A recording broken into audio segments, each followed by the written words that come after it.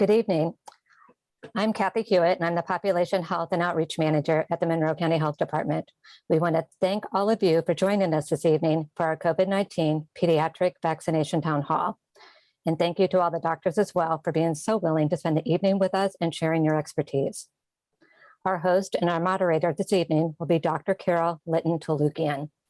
Dr. Tolukian is a retired pediatrician who has been on the Monroe County Board of Health since 1994, which is, if my math is correct, is 27 years. She graduated from the IU School of Medicine and did her internship and residency at Yale University and completed a residency at UCLA. Dr. Tolukian is a past president of the Indiana chapter of the American Academy of Pediatrics. She has been an advisor to multiple community organizations, including New Hope for Families, WIC, Head Start, Dietrich's Family Planning Clinic, and others.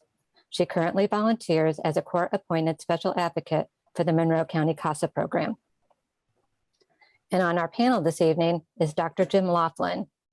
Dr. Jim Laughlin is a longtime partner of the Indiana University Health Bloomington Riley Physician Pediatric Group and is Chief Practice Officer for the IU Health Southern Indiana Physician Group. He has been a volunteer pediatric consultant for MCCSC for many years. And during the past 2 years, along with Dr. Scott Moore, he has been part of the MCCSC COVID Metrics and Advisory Committee. Dr. Laughlin has helped coordinate efforts with local and regional school systems to provide rapid COVID testing and contact tracing through the Riley physicians' offices so that children can safely remain in school as much as possible. Also joining us is Dr. Scott Moore. Dr. Moore attended Purdue as an undergraduate, IU School of Medicine, and medical residency training in internal medicine and pediatrics at Vanderbilt University. He has been practicing pediatrics in Bloomington for 25 years. And along with Dr. Laughlin, he has been a member of the National American Academy of Pediatrics and worked on committees representing the 67,000 US pediatricians, including development of child, adolescent, and young adult policies for routine well care, vaccinations, and contributed to the current Red Book update that guides evaluation and treatment of all pediatric infectious diseases. Dr. Moore is also the chairman of the IU Health Bloomington Infection Control Committee. Dr. Jason Simmons joining us as well, and Dr. Simmons has been a practicing pediatrician in the Bloomington area for the last 15 years. He is currently the medical director for Riley Physicians in the South Central region of Indiana. Dr. Tolukian. Thank you. Thanks, Kathy. Quickly, I'll go through tonight's agenda. I'm going to make a few remarks to start with, and then I will ask questions that you all submitted ahead of time to our panelists. Then when we're done with that, we'll take questions from the audience as well, and then we'll finish up. We'll try to do this in an hour. If we need to go a little bit over, I don't mind so much. I really appreciate all of you who submitted questions. And you can submit questions as we're going along by either clicking on the Q&A or the chat feature on the bottom of the webinar. If we can just go to the next slide, we'll get going. COVID is much more common in kids than a lot of people think. In the United States, 40% of all COVID cases right now are in children under the age of 18. There have been over 20,000 hospitalizations of these children and 731 deaths. And it's currently in the top 10 leading causes of death in children. Right now, I believe it's number 8. So it's not rare. It does cause problems. And let's go to the next slide. The vaccine is effective. It protects against the Delta variant. We know that. It's 91% effective based on antibody levels. Breakthrough cases do occur, but they're generally very mild, and they don't usually transmit a lot of virus to other people. And the side effects in the vaccine are very similar to those you see in older kids. Next one. A lot of people have concerns because this is an mRNA vaccine. mRNA stands for messenger RNA, and that's all it is. It's just a messenger. It's not the virus. It's not anything that can cause you to get infected. You can't transmit it to anyone. It's just a messenger. It tells your body to make the spike protein, which is not the infectious part, not the virus, just the surface of the virus, and then your body can make antibodies. It does not interact with DNA. it cannot go in the nucleus and combine with your DNA. mRNA is a very short-lived thing. Excuse me, I'm going to sneeze. Okay. It's very short-lived, doesn't last long in your body. It doesn't interfere with fertility or pregnancy because it can't get into your DNA. And we've actually, everyone thinks this technology is so new, but this has been going on for decades, and these vaccines have been in development for decades. We just needed a really good pandemic to get it going. And that's basically what happens. So it's a good vaccine. It doesn't cause disease. It doesn't change your DNA. But that's all it is. It's just a messenger. Next slide. A lot of people will say, isn't it just okay for my kid just to get the COVID because it's going to be mild and then we don't have to worry about it.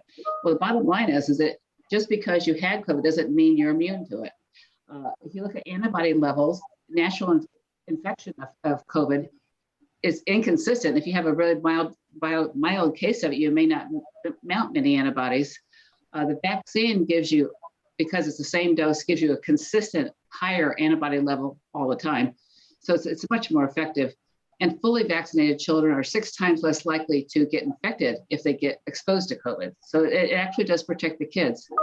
And the real beauty of this is that one of the biggest problems we had last year is the kids couldn't go to school. We need to try to keep our kids in school any way we can.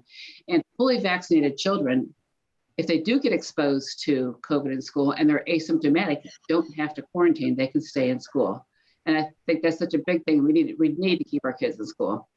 And then the long-term and acute effects of infectious COVID are much worse than any of the side effects you see in vaccinated kids. So we'll go on, let's hit in the next slide here.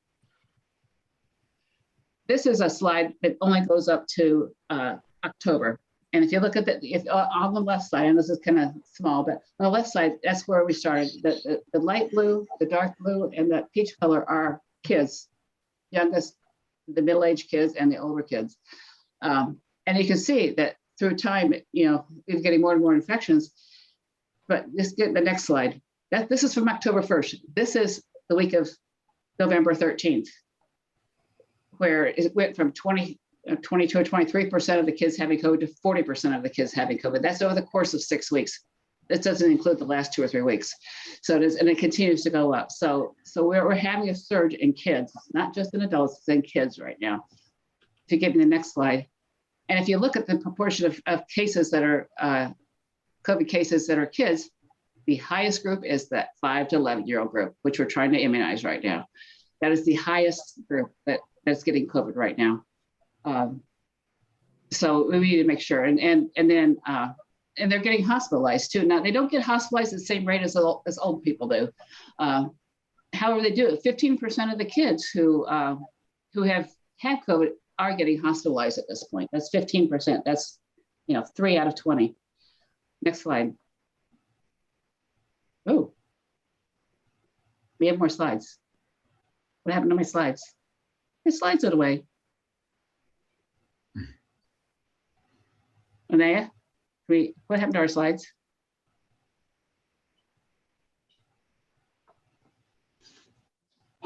She's working on it. Linnea's working on it.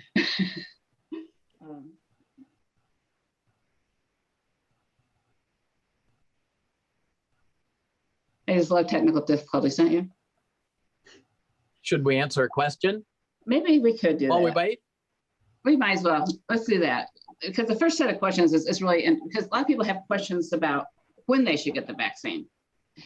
Dr. Simmons, we have a few questions here that people have asked. First one is, my son will turn 12 in a month. Is it better for him to get the lower dose 5 to 11 vaccine or wait till the higher dose? He starts at the lower dose and he turns 12, should he get the higher dose then? So how does that work? And then the other question is, can they get the same time as the flu shot? Or if they can't, then how long between? And then the other question, which is about timing, I want to ask you is, if they've already had COVID, should they get the vaccine? Sure. Yeah. So as far as if you're bridging that time where your child turns 12, I would not recommend waiting. I would get it as soon as you're able to, just because you're delaying that time. You could catch it during that time that you're waiting.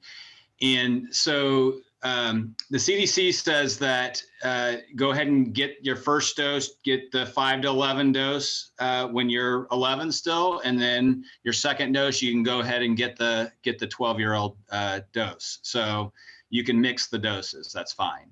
So with your booster dose, and three weeks later, you get the higher dose. As far as the flu vaccine, it's definitely fine to go ahead and give it at the same time as the flu vaccine. There's no need to spread that apart. We actually do that pretty regularly in our office, give both the flu and the COVID vaccine at the same time. So no need to spread that apart at all. And we are seeing flu in our community right now, so it's important to get your child the flu vaccine as soon as possible. And I think there was one more question in there. The other question was about if your child's already had COVID, do they need to get the vaccine? Yes. So yes, they should still get the vaccine.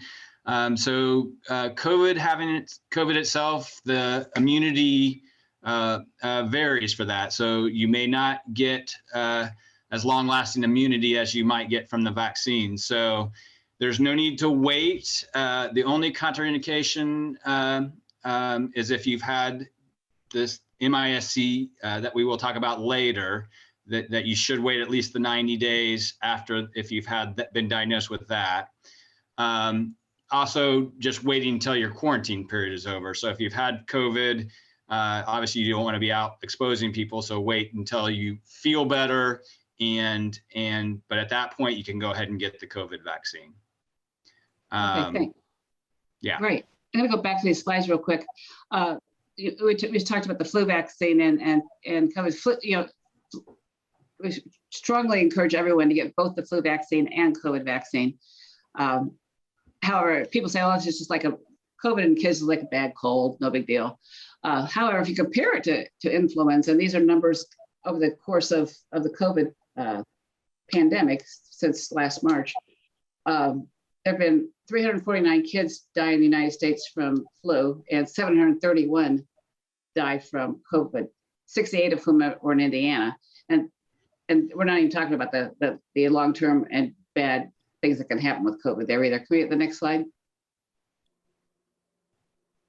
No, okay, let's take that one off for now and just go to the screen.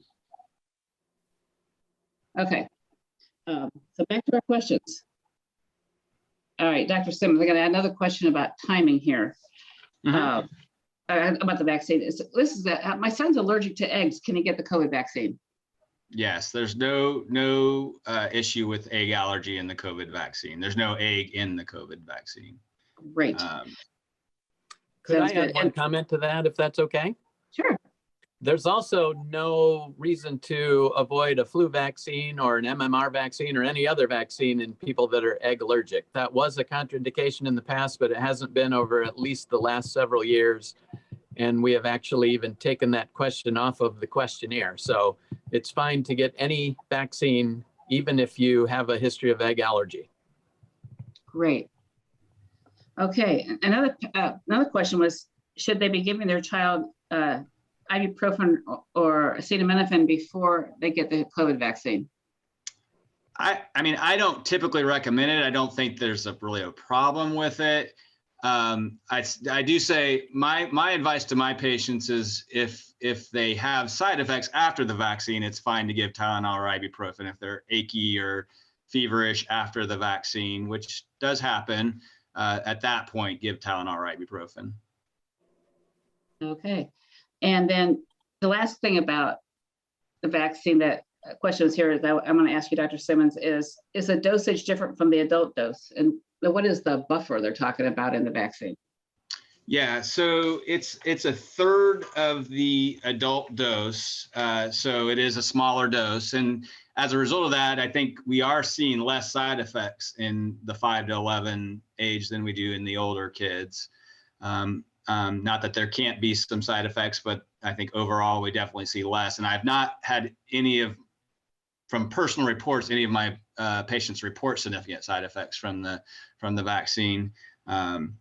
So the buffer, so tromethamine is the buffer. And so that is what allows the vaccine to be stored at more at not as cold temperatures, so we can keep them in our office for a longer period of time.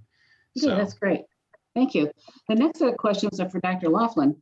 And a lot of people had questions about kids under the age of 5, and also with the emerging Omicron variant, they have concerns about that. The first questions are, do we know when the vaccine is going to be available? Another one is same question. And then, and the other question, this is a really important question. How do kids under the age of 5 get protected if they, if they have an older sibling that can get vaccinated, but the younger ones can't? How does that work? You want to comment on that? So, yeah, we don't know exactly when the vaccine is going to be approved for children less than 5. It's currently undergoing study. The Pfizer vaccine is being studied in kids 6 months of age to 5 years of age. The hope is that by late winter, early spring, it'll be approved to be used.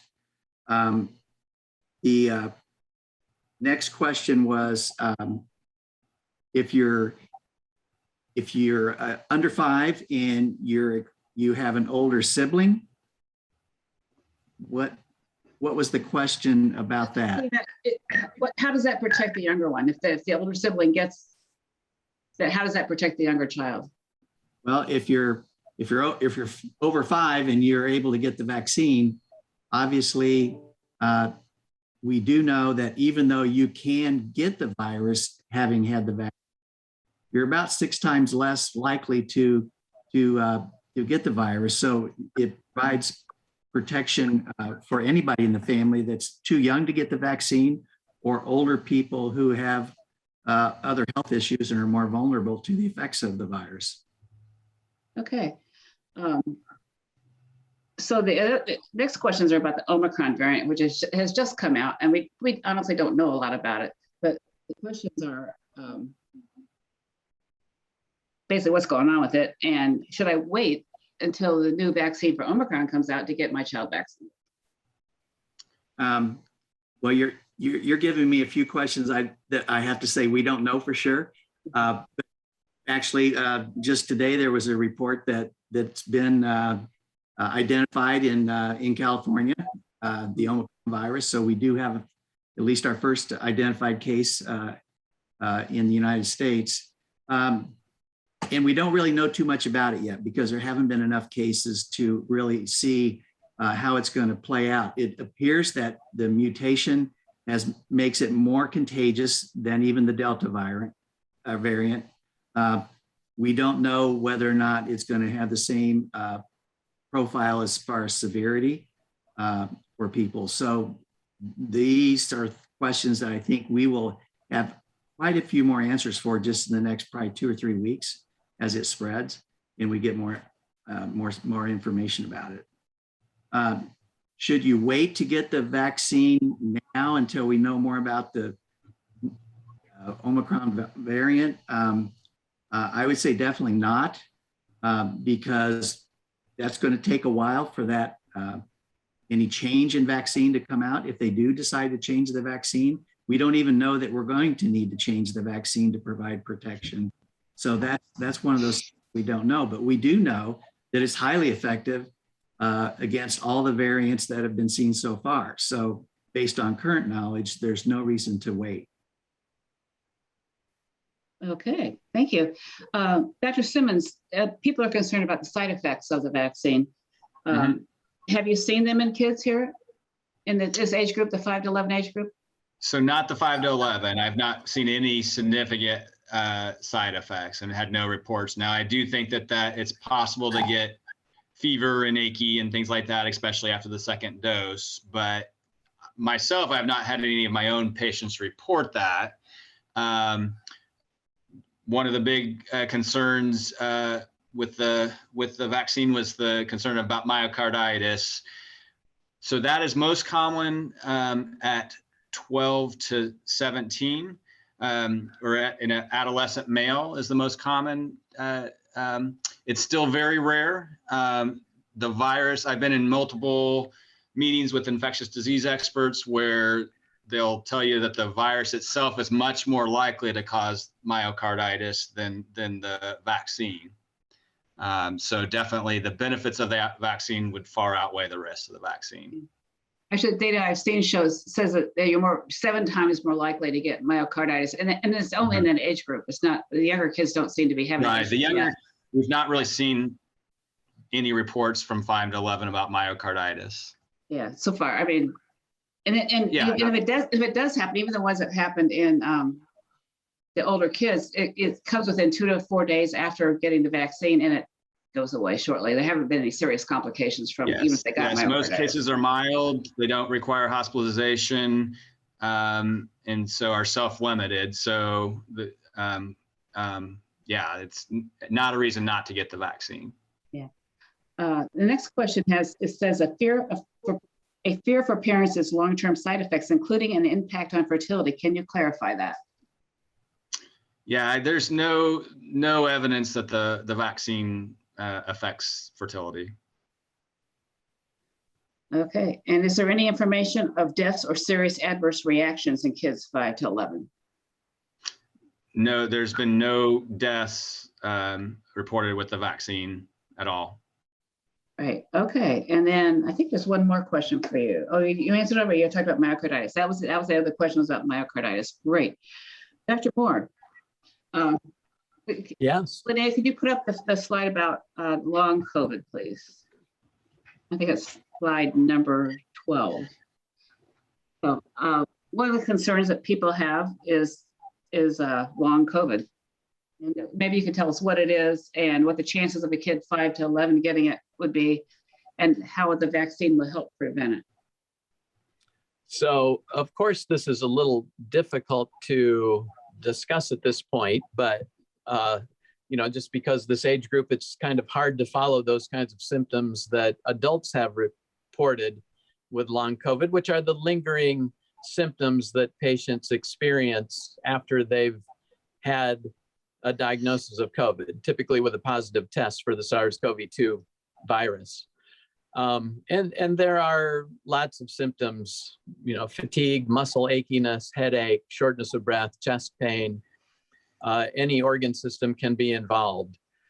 So there are a number of studies that have looked at pediatric patients, and I think kind of the sweet spot in the numbers looks like maybe between 10 and 20% may develop long COVID symptoms. And we don't really have a treatment for that. It's supportive care, and kind of like the lingering effects that we've all known happen after having mono. These are kind of similar to that, but we don't really understand exactly why it happens, whether there are fragments of the virus that are left in the system that the immune system keeps responding to and kind of prolongs those symptoms lasting. But we're all trying to figure that out together. Okay. It's not a benign illness though, so we can talk about fatalities from COVID and hospitalizations and things like that. But long COVID is certainly seen in pediatric patients. And it's seen no matter how serious the infection was at the time too. So even kids that were not very symptomatic in the beginning may have long-lasting symptoms afterward. Okay, thank you. And then the other thing that we're concerned about is MISC. If you want to put the next slide up. And that's obviously one of the more serious problems you get with COVID. Can you talk a little more about that? So MISC is multi-system inflammatory syndrome that's seen in children. And it is seemingly a hyper-inflammatory process. So the cascade of inflammation kind of acts out of control. It starts typically 2 to 6 weeks after the diagnosis of the illness of COVID.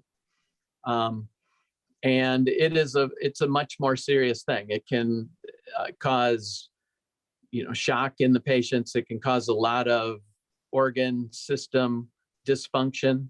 And it's, these kids are typically hospitalized and are in the hospital for a while. And there are a number of different treatments that are being tried for this. Fortunately, most of the kids who have had this, the vast majority of kids have survived this, but this is a known more serious complication of having COVID. Okay, so this is for all of you. How many kids have you seen kids in Bloomington that have been hospitalized with COVID or COVID complications?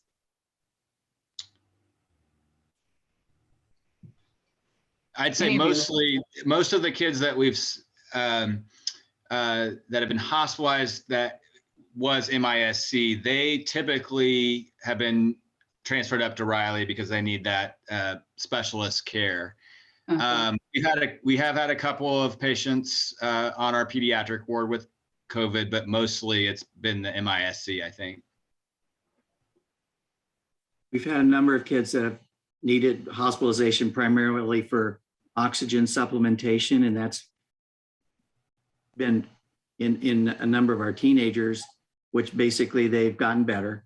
But as Dr. Moore mentioned, the inflammatory process that occurs with this is really very serious. And of the kids that get hospitalized nationwide, they've shown that over 25% of these patients have had to be in ICUs to be taken care of because they're that sick.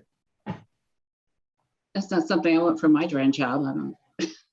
Absolutely. No, we have kind of a protocol set up that if we have kids that we think are showing symptoms consistent with MISC, we send them to Riley because there's kind of a set protocol for their workup. And we also know that they may get sick very quickly. And so we want them in a place where they can be taken care of with that level of ICU care. Yeah, so you have sent kids up there, Yes. though. Okay, I so- have not personally, and I, again, this is an uncommon complication, but it is certainly a known complication. Okay. If you could put up the next slide 11 again for Dr. Laughlin. People are concerned about, the risk of the vaccine, and then comparing that to the risk of COVID. Maybe you can talk a little about that, Dr. Laughlin, about, and there's the question people have are, what are the risks of the vaccine compared to the risk of a child under 5 contracting COVID and getting natural immunity? Another question is, since the incidence of serious complications with COVID in kids is quite low, why is vaccination so crucial? And the other question is kind of a long one. It says, why would any pediatrician push a shot with 0 long-term studies when the general risk of a healthy child having significant illness is so low with this virus? Okay, so maybe you can address those questions. These questions kind of tie in with some of the questions that we've already had. And basically are asking, why would we give a vaccine to a patient population that generally has a mild course to it? And if that was all there was to it, then I would agree. Maybe we don't need a vaccine for that. And we likely don't, because there are a lot of viruses that kids get. And there have been other coronaviruses that kids have gotten over the course of hundreds of years. And they cause mild illness, don't cause serious illness, and there are no long-term consequences. This is a new variant of this virus that none of us have immunity to. We've already identified that it has a significant mortality in certain age groups and in people who have comorbid conditions and immune compromised conditions. So vaccinating the healthy kids that are likely to still spread it to these people is our priority and the main reason we would vaccinate this age group of kids, these healthy kids, so that they don't spread it, and also to prevent that rare complication where they would get sick with it or die. And as you showed on a previous slide, last year we didn't have much flu, but we had 3 times the number of deaths in children with COVID than we did influenza in the United States. So it's not without its own risk factors. And when Dr. Moore mentioned, you know, you may have a mild case, but it's been shown up to 10 to 20% of kids after a mild case have long-term consequences. And one of those is not only the myocarditis and respiratory complications, but what kids would describe and adults describe as brain fog. It's a cognitive dysfunction that they have. And the kids are very clear that they just don't feel like they're thinking clearly. So this is a central nervous system complication of the virus that is not seen at all with the vaccine. Okay. Anybody else want to comment on that? Dr. Simmons, Dr. Moore? I think Dr. Laughlin answered that quite well. This is, you know, this is a very important question to ask about vaccinating a population of patients that often have mild illness and low severity, but it's not no severity. So in this age group, since the pandemic started, there have been 94 deaths, which is number 6 on the list in this age group. And we are working on layers of protection for all of us, which includes wearing a mask, keeping distance, washing your hands, sanitizing. One thing that we can add to that we know is it will really work is vaccinating. And hopefully, you know, these 94 deaths, it's not a big number, but we put a lot of effort into wearing seatbelts and bike helmets and teaching kids how to swim and those things too.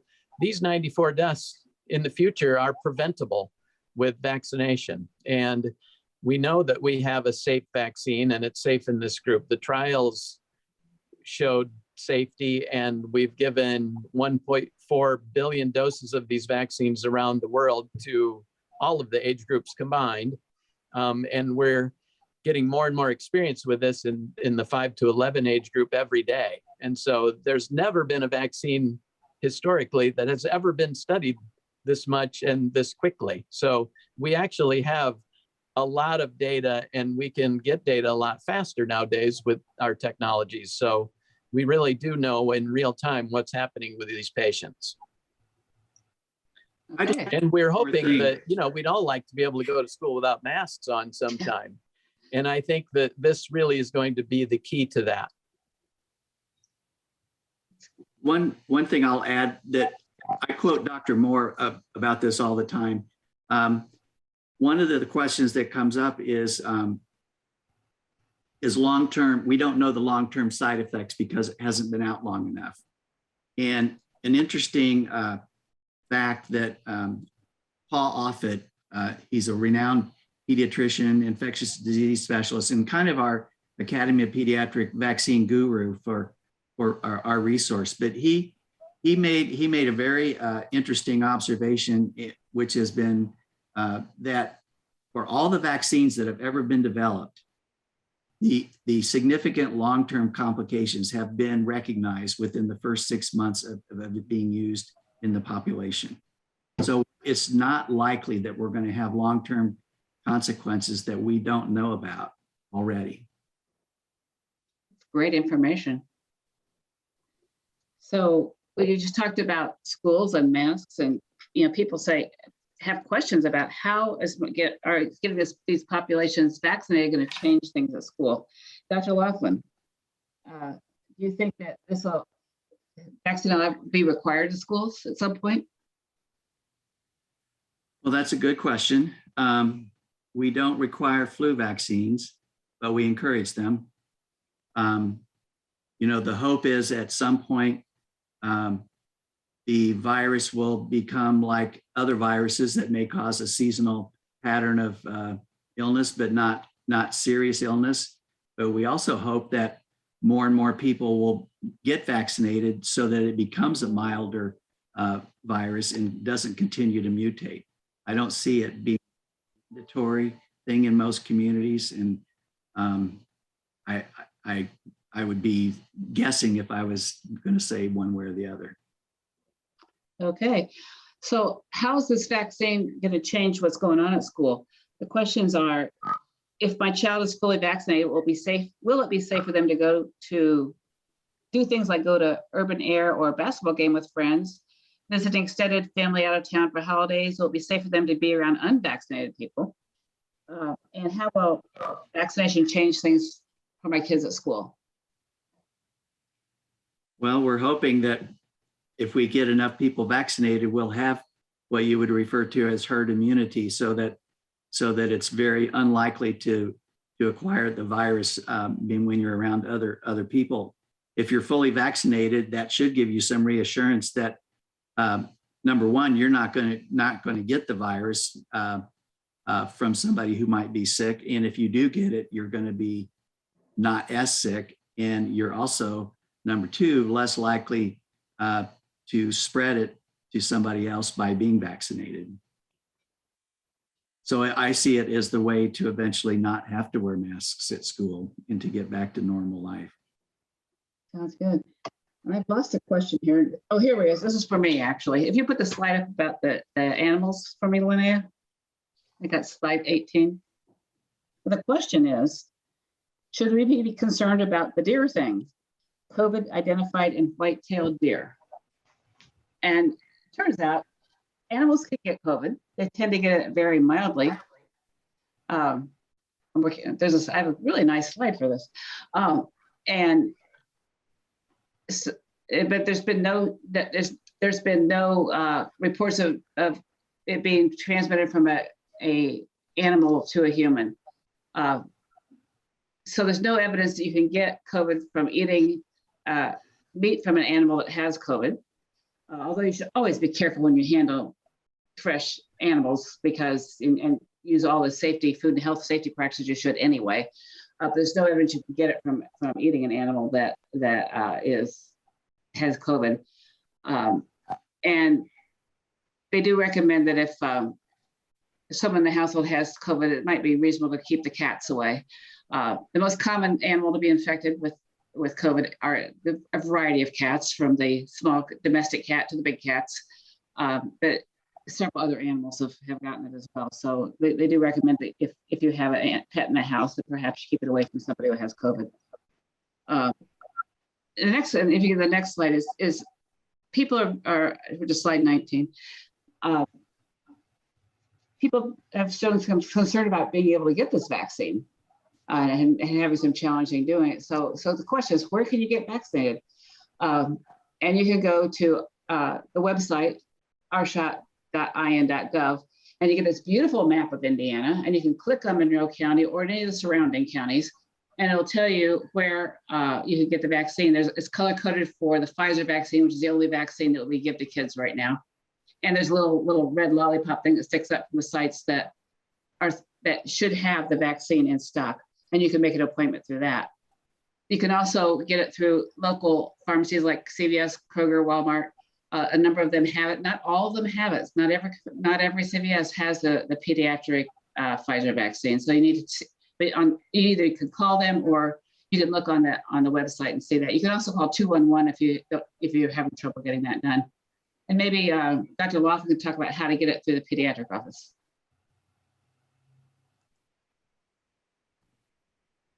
Are you there, Dr. Laughlin? Yes.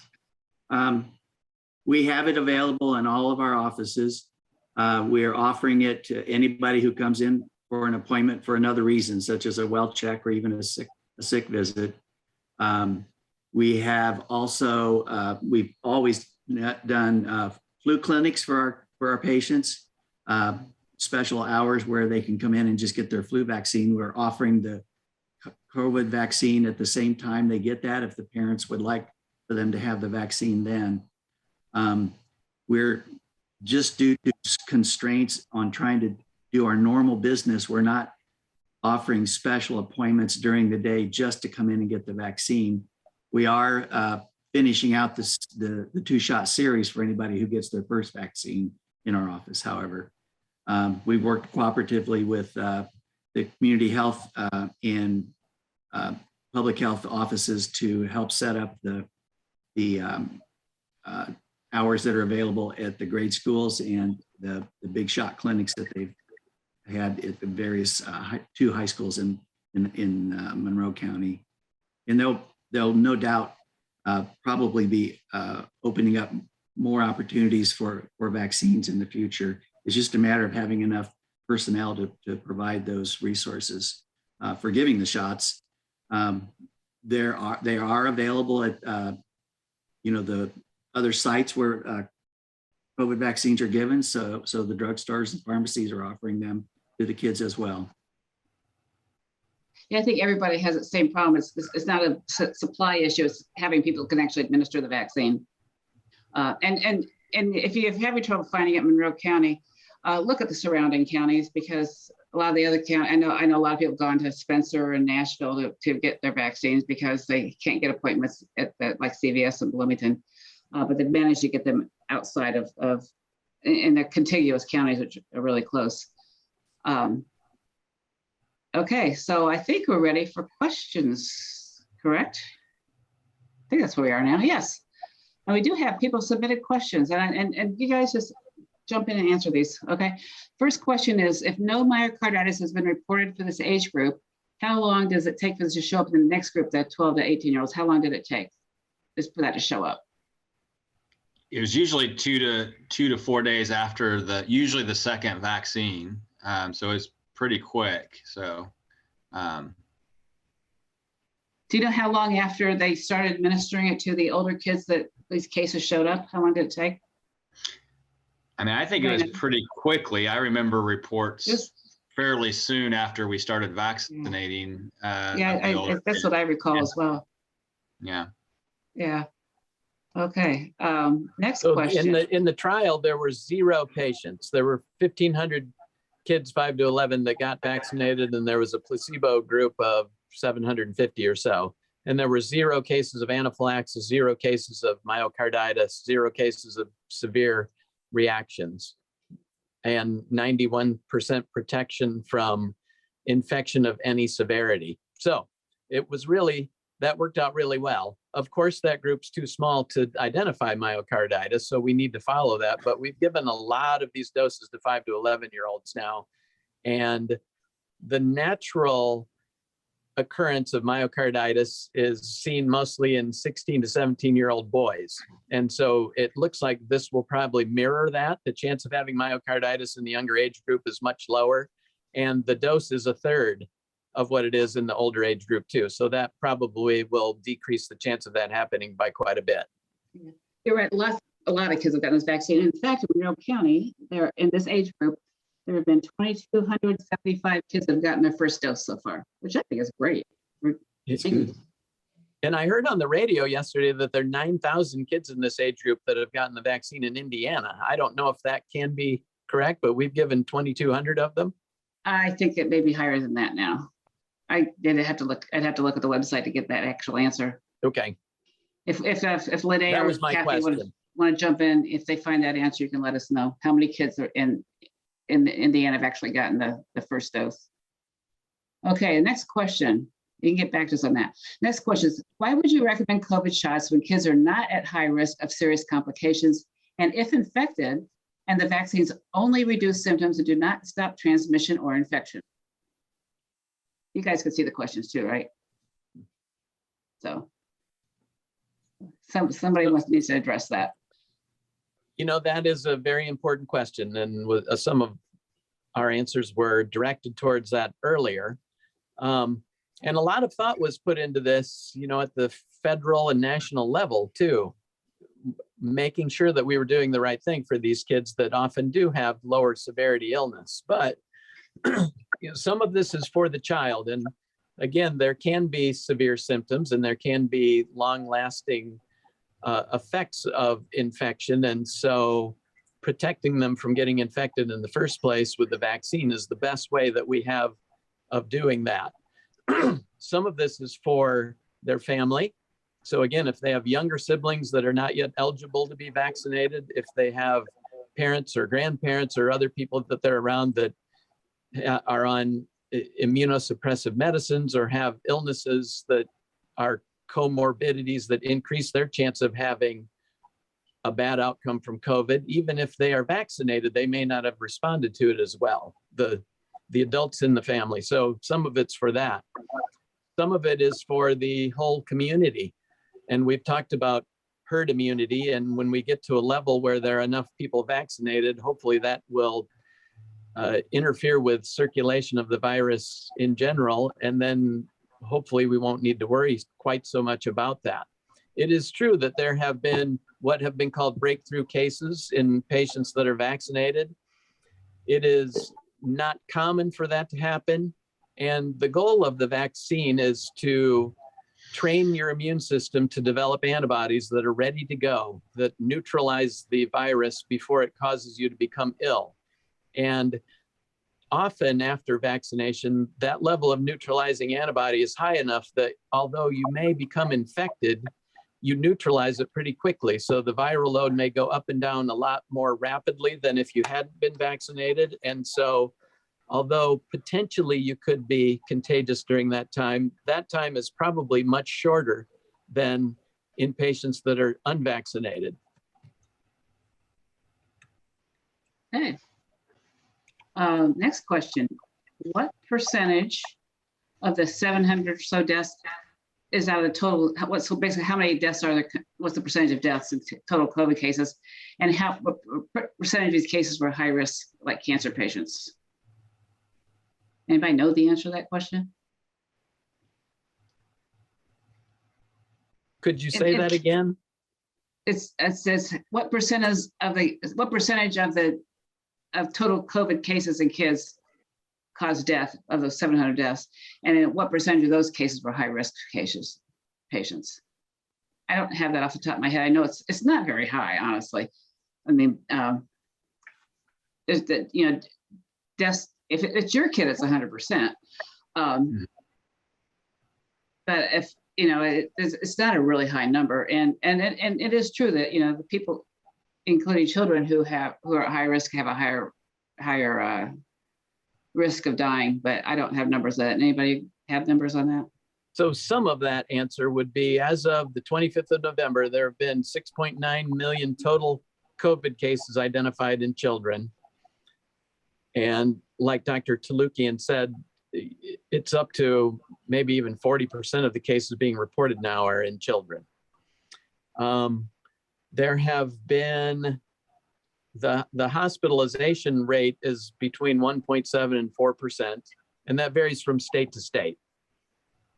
And the mortality rate is at the highest 0.24%. So about 1 out of 400 cases, which is, you know, not as high as it is in adults, obviously, but vaccination should make those deaths, you know, this should be preventable with vaccination. Even though it's a low rate, they should be preventable.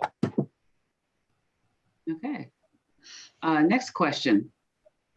Many virologists, scientists, and epidemiologists say that mass vaccinating during an active pandemic versus only focusing on the vulnerable is the wrong approach, and encourages the virus to get around the vaccine, thereby causing the virus to mutate faster. Why are all of you ignoring these facts?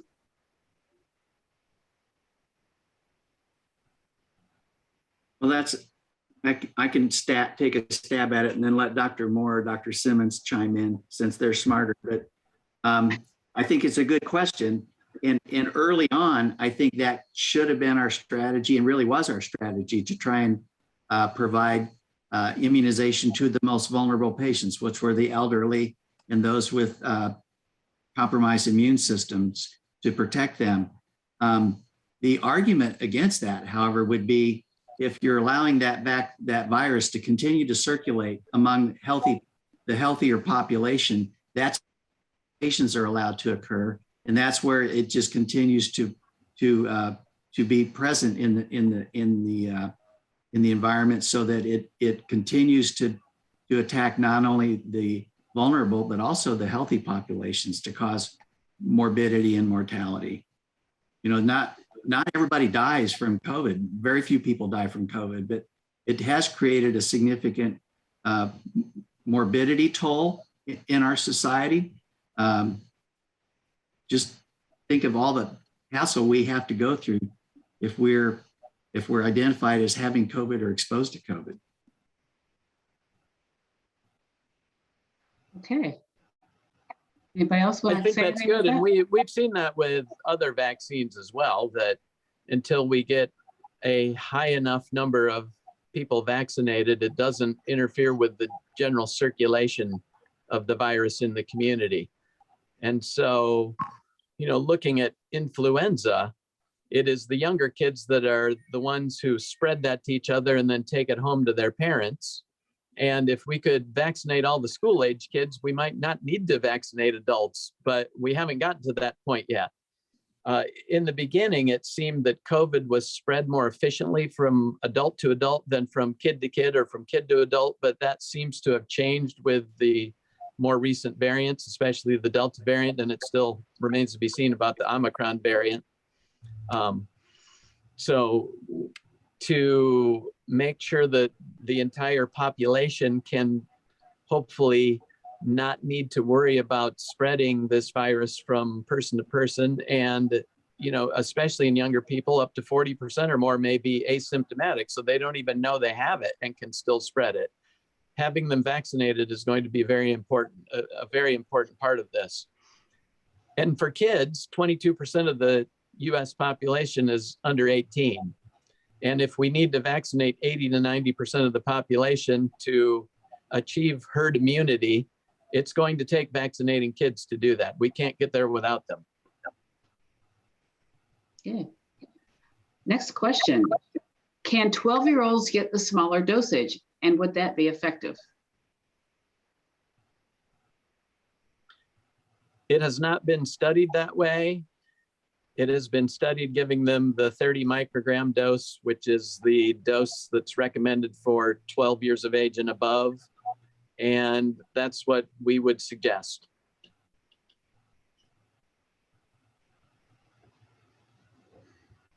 Okay. Next question is, can you provide resources with data to back up the numbers you're stating with long COVID MSIC? Well, the MSIC, that came right off the Indiana State Department of Health website. The long COVID numbers are different because they're in different areas, and some people, are reporting 10%, some are reporting 50%, and it also depends on how long after the initial infection you're counting it. So those numbers are a little hard. Those were harder to come by. So, but they're out there. There are more and more reports that are being published, and they're from all around the world. So, data collection varies and the sample size varies. So, I chose 10 to 20% as kind of the middle range of what those documents are reporting. Yeah. Linnea says the stuff we put out there was from the WHO, by the way. So that's if we got that data. Okay. This is an interesting question. Why are, and Linnea also wanted to mention that the citations are on the bottom of the slides we showed too, by the way. So why are medical professionals so divided on this vaccination, specifically in children?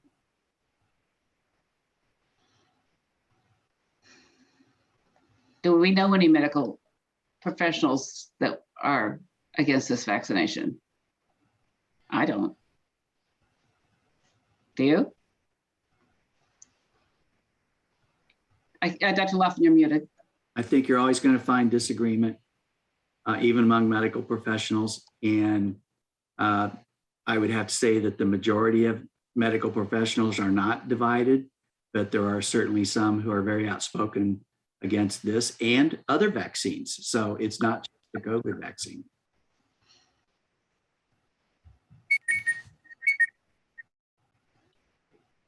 I think we've addressed this question again, but this is a really important question.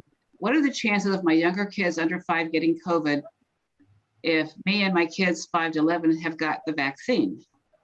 What can I do to protect my kids under 5 until a vaccine for them comes out? It's a very important question.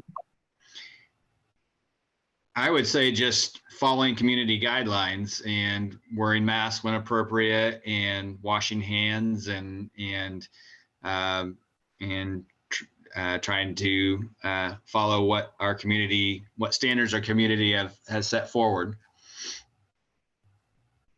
I might add to that, the experience has been that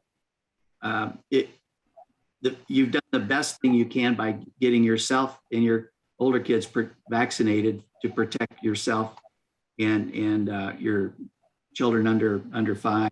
But the experience has been that family gatherings and community gatherings are places where these things are spread. And it's the unvaccinated reservoir that is the primary source when we do contact tracing. So be careful about where you go and make sure you're using a mask if you are particularly in contact with people who have not been vaccinated. Absolutely.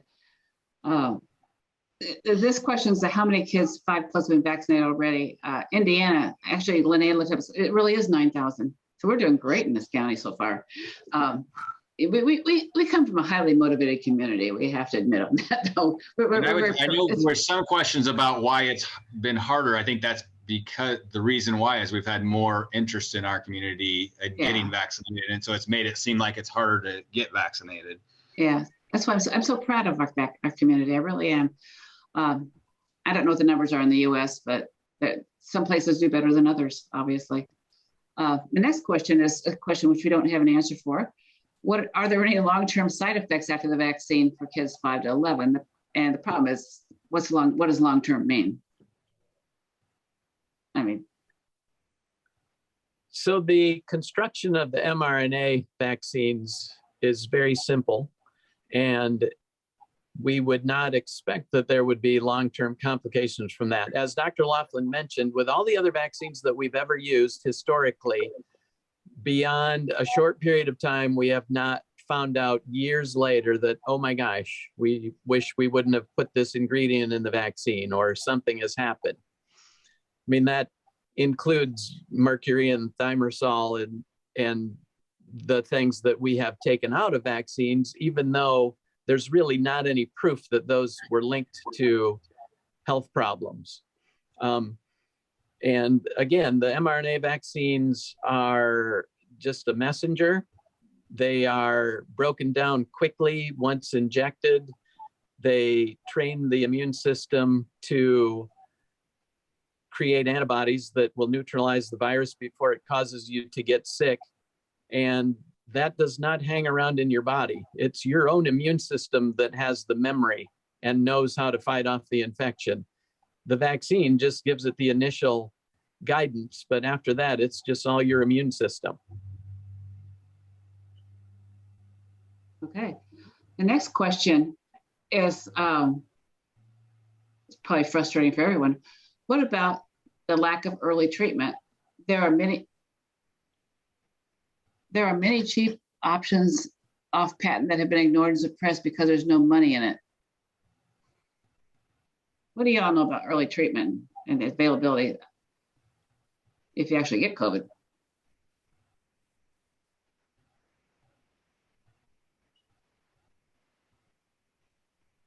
Dr. Laughlin, you're muted. I'm not sure exactly what the person asking the question is referring to. We do have antiviral agents that have been developed for flu vaccine and now some that have been given emergency use authorization for COVID virus, but none of these are extremely effective. 30 to 50% efficacy at best if given early on, but there are no other antiviral medicines that are being ignored, I think, that we could use. I'm not sure exactly what the questioner is asking. Yeah. I think that if that's referring to things like ivermectin or vitamin D or those kinds of things where there were some early reports, that has all been looked at actually in great detail and found that there is no utility to using those things in treating patients with COVID. A lot of things have been looked at and have not panned out. So This next question actually is a question I accidentally skipped, and I apologize to the person who asked this question earlier. The question is, oops, I lost my question. There it is. But the vaccine does not stop spreading. So how does vaccinating help? Also, these shots wear off in 6 months at best. Aren't you concerned about long-term ramifications of constant boosters? And that was actually one of the questions which I apologize for skipping, is are we going to need to have boosters with these vaccines for kids?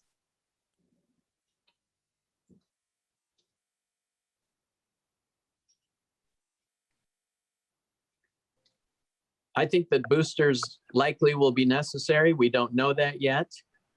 We started giving vaccine to 12 to 15-year-olds in May, so we will have 6 months of information on that pretty soon. And I know that people in the CDC and the FDA are looking at this all the time and will come up with some guidance with that when the time is right. And that will then also apply to the 5 to 11-year-olds and anyone younger than that if we have a vaccine for them. With a lot of the world yet to be vaccinated, including many people in the United States, it's likely that there will be more variants over time. And if they are more transmissible and whatever the severity is, we may need boosters. You know, to this point, the vaccine that we have right now is really very protective for most all of us. And that has panned out even for the Delta variant that we had some concerns about, but the vast majority of patients in the hospital now are dying from COVID are unvaccinated. So I think that shows that the vaccine is very effective at preventing severe illness and need for hospitalization and death. As far as getting infected and being able to still spread it after you've been vaccinated, you know, we're still working through that, but it's much less likely that you're going to become infected at all if you're vaccinated. And so if we can reduce that, that's obviously going to be able to reduce spread as well. And I think even if people who are vaccinated become infected, they're likely contagious for a much shorter period of time. So it's still very worthwhile to be vaccinated. Okay, thank you. We are unfortunately running out of time. Could you put up the last slide for us, the last few slides for us, Linnea?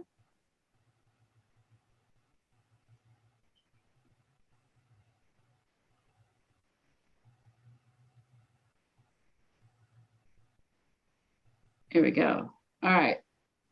So this is basically a summary of what we've said today. So basically what y'all said is that the reason you want to get your kid vaccinated is that it decreases the chance of getting infected with COVID and avoids the complications of COVID, such as hospitalization, long COVID, MSIC, and death. The nice thing about it is if they are completely vaccinated and there's an outbreak in their classroom, if they're asymptomatic, they don't have to quarantine, which is great. And then it decreases the risk of transmitting COVID to their younger siblings who cannot yet get vaccinated and to older or high-risk adults like your grandparents. So I just wanted to wrap it up with just 3. If you want to take anything away from me, this is what I want you to take away. I'm sorry we did not get to all the questions. We ran out of time. We have more resources if you want to. This was sponsored by the Monroe County Health Department, and they have wonderful people who are working there. And they certainly have resources for COVID-19 on the website. The Indiana State Department of Health has good resources. The American Academy of Pediatrics has wonderful resources. They're great resources at the CDC. So this information is all out there, and I hope you all decide to get your children vaccinated. Anything else you guys want to say before we go? Thank you. Thank you for arranging. Yes. Thank you very much. All right. Thank Well, you. I hope you all have a good evening and have a nice holiday season and stay away from unvaccinated people. All right. Thank you. We're going to go now.